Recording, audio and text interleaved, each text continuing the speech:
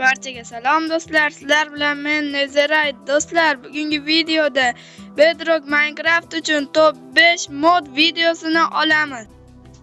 Bu modlar tasodifiy tanlanmayapti.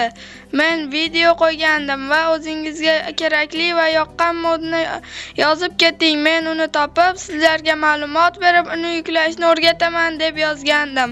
Shundan eng ko'plar yiqqan 5 ta modni tanlab oldim va ular haqida hozir ma'lumot beraman va uni yuklashni ham o'rgatib o'taman. Qani unda ketdik. Siz like bosib obuna bo'lib qo'ying, men boshladim. Birinchi mod gigant moblar haqida bo'ladi. Bu modni mening obunachim yozgan edi. Bu mod haqida hozir qancha ma'lumot beraman. Bu modni yuklasangiz har xil sizga bunday narsalar qo'shadi va har xil qilichlar 15 urolli, 14, 21, 8, 8 va 18 urolli qilichlar. Va sizlar bu gigant modlardan tashqari bularni urushtirsangiz ham bo'ladi. Bular 4 xil rangda va ko'k, sariq, yashil va qizil ranglarda. Bular hammasi bir-biri bilan urushadi. Qizilga sariq va bular har biri bir xil. Masalan, buni ko'k rangdagini birinchisi va qizil rangdagini birinchisini oldim. Va ularni qo'ysam, aslida ular bir xil, lekin bir-biri bilan urushadi. Chunki rangiga qarab bu battle'li. Va bu ular bilan urushadi, yashillar va sariqlar.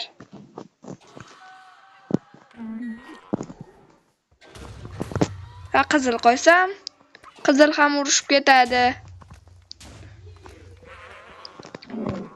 Va bular urushadiganlardan tashqari ham yana bor.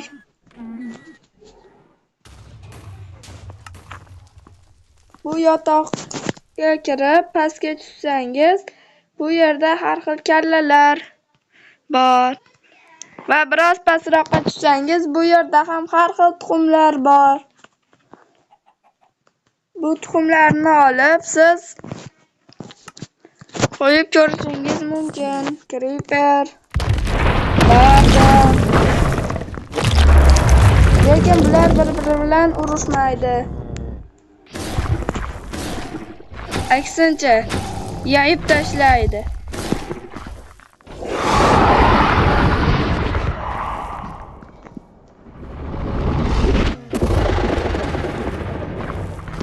Buning galami kuchliga o'xshab ko'rinyapti.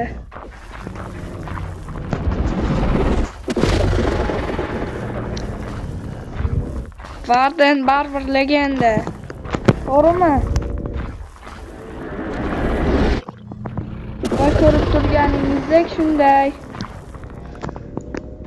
Menimcha kerakli ma'lumotlarni berdim.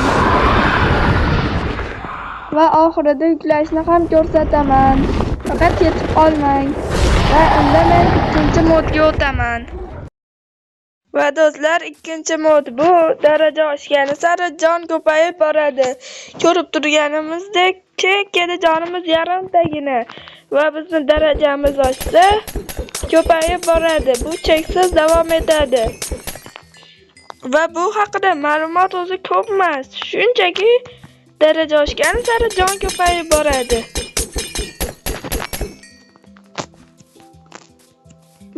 Uchinchi modga o'tib ketsak ham bo'laveradi. Chunki bu haqida ma'lumot o'zi juda kam.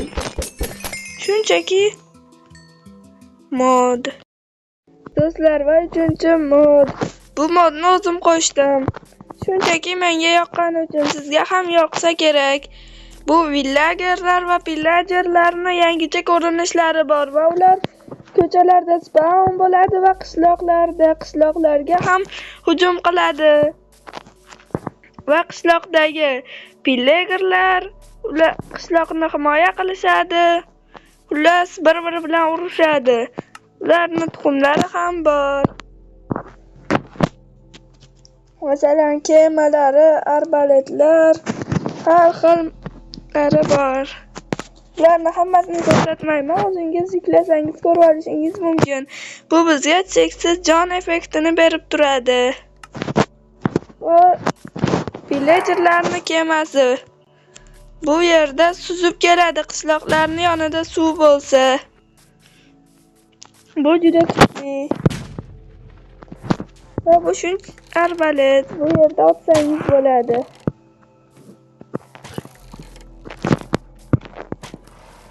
Ot arava. Va hozir bu villagerlar va villagerlarga qarshi urushadi, mana ko'rib turganingizdek. Boshqa joyga boraylik, kemadagilar. Mana ko'chada ham o'zlari spam bo'lishibdi. Mana. Va bular bir-biri bilan urushyapti. Kapitanga qarshi villagerlar.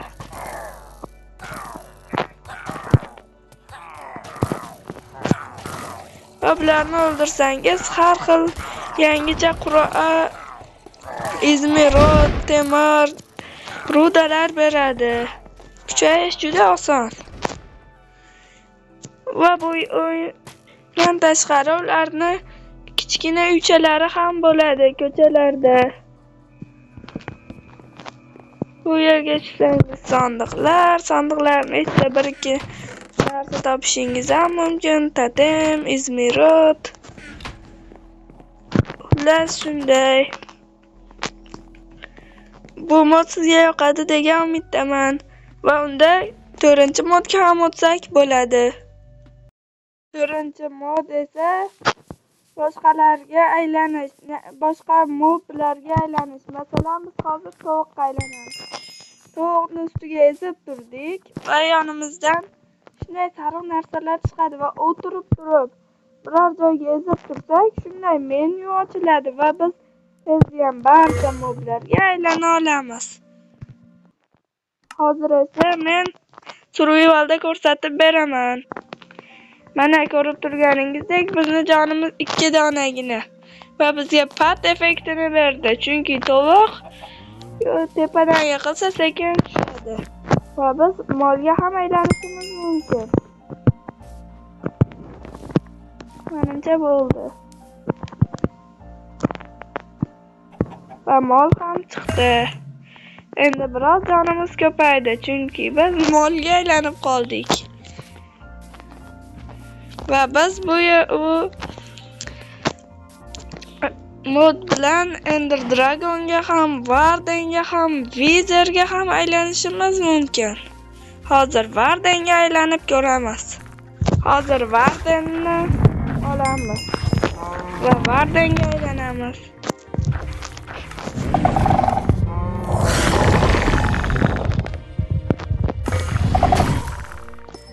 Endi ko'ramiz, Wardenni joni nechta deb o'ylaysiz? Bu jonni qarang to'lishini. Biz hatto Warden bilan ham urushishimiz mumkin.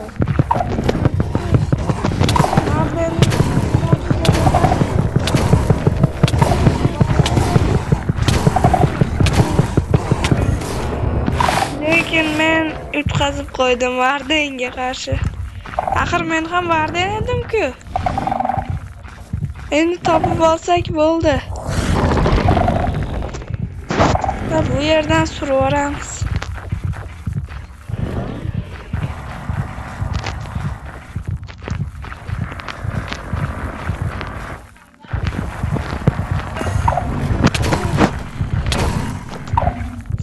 Warden kuchli ekan yoki biz Wardenning to'liq qobiliyatlarini olmadik. Ha mayli, xullas shunaqa gaplar va biz oxirgi modga ham yetib keldik. Mana oxirgisi 5-ga ham yetib keldik va bu qurollarni olib oldim. Bu qurollar mana bu yerda, o'qlarni esa bu yerda olishingiz mumkin. Menga o'qlar hozircha kerak emas.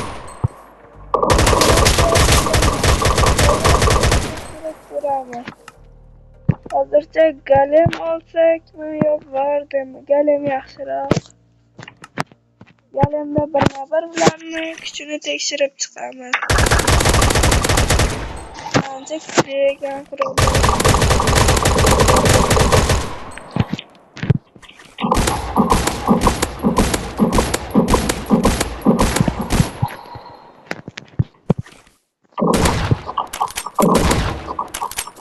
Sniper esa 3 o'qda o'ldirdi. Va bu yerda mina ham bor. Buni ustiga chiqsangiz portlaydi. Agar golem chiqsa anchagina jamoa. Arda bomba ham bor.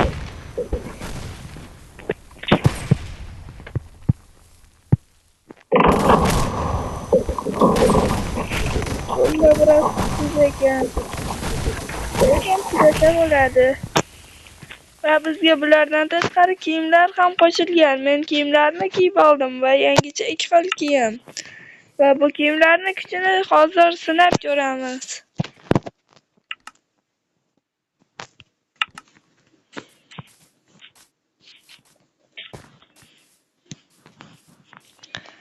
Bitta joyga teshik teshib qo'yganim, lekin bu yerda yugurish juda ham qiyin ekan.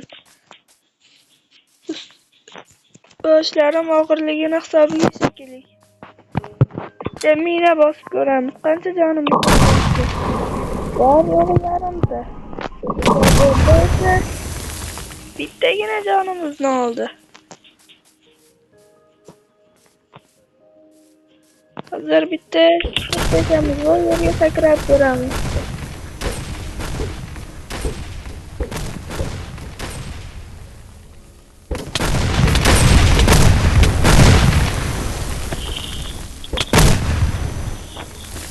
Shuncha bomba otsam ham jonim hali ham juda ko'p. To'g'riroq 2,5 ta. Va bu yerdan biz sakrab ko'ramiz. Lekin sakrashga juda kuchsizlik qilar ekan oyoq kiyim. Dara menimcha kuchsiz.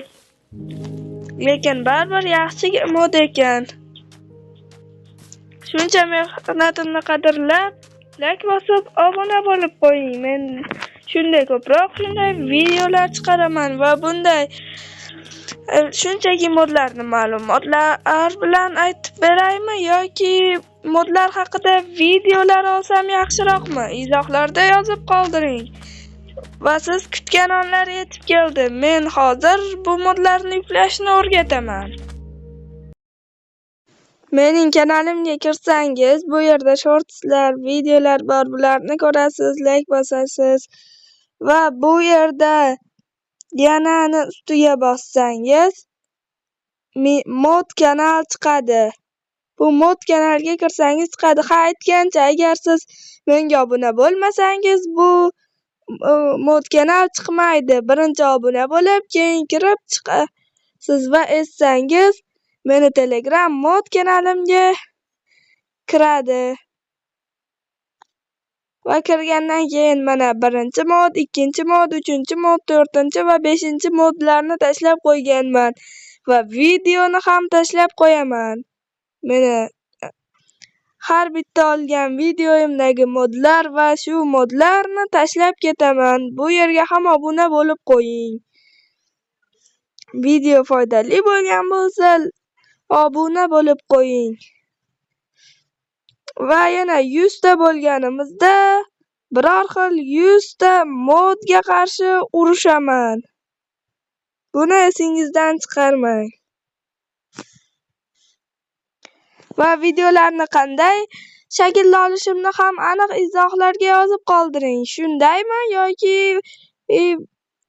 videoga modni o'rnatib video qilib olaymi?